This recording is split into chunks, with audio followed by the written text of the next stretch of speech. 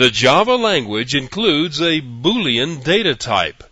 A Boolean data type is always either true or false. The words true and false are keywords in the Java language. When you declare a Boolean variable, its default value is always false. You cannot convert a Boolean data type directly to or from any other primitive type. A Boolean expression is an expression that results in a Boolean value. It may be the name of a Boolean variable, a comparison between two values, or a complex combination of Boolean operators. No other data type can be used where a Boolean expression is required by the language.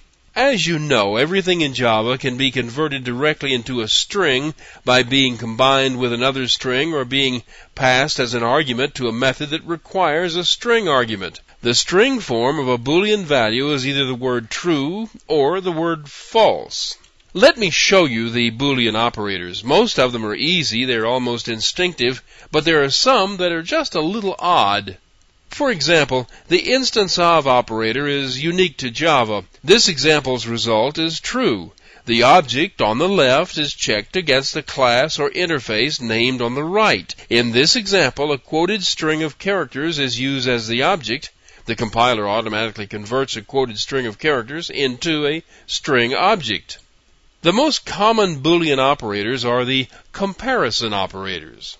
The double equal sign is used to compare for equality, and that's all it's used for. In every case, the single equal sign is the assignment operator, and the double equal sign compares two values for equality. Now, one important note.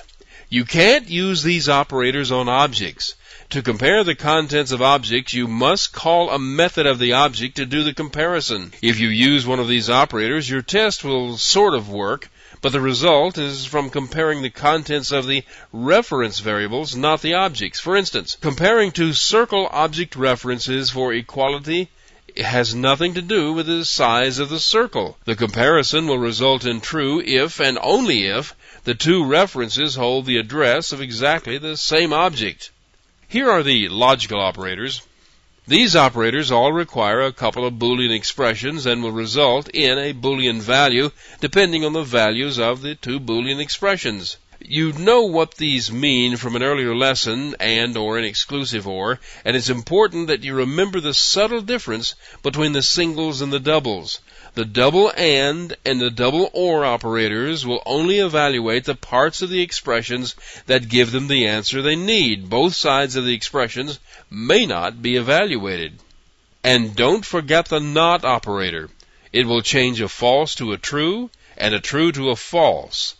And that's it. In the next few lessons, I'm going to be going over the ways that Boolean expressions can be used to control the flow of execution in a Java program.